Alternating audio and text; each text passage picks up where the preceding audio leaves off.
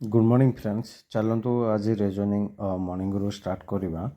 तो first question अच्छी what is the missing in the last grade. तो ये क्वेश्चन आसले आपण मैंने रिजनिंग केमती करेंगे।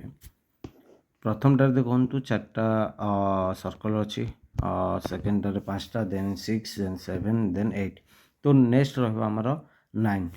तो प्रथम 9टा कौट अच्छे आप चेक करेंगे। एटारे 10 अच्छी, बीटार अच्छी 8, सी अच्छी 8, डी अच्छी 9, ई अच्छी माने डी रे अच्छी आमर 9।